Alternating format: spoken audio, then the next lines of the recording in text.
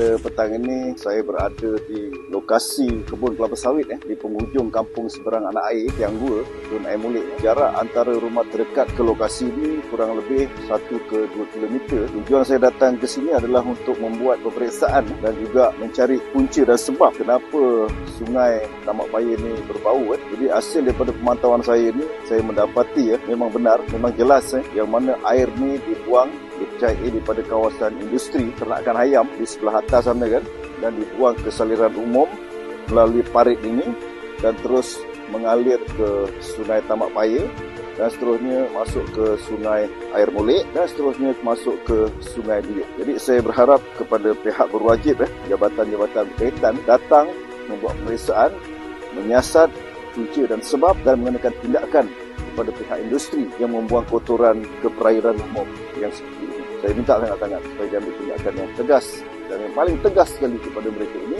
kerana tidak mengambil kira kepentingan awam dan juga kelestarian alam dan juga keselesaan masyarakat di kawasan ini. Inilah kawasan dia. Ini antara dia.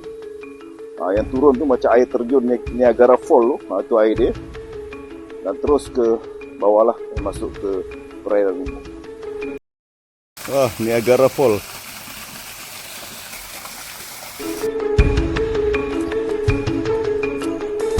Ini air dia lalu sini, lalu perkebunan kelapa sawit ni dan terus turun ke kampung.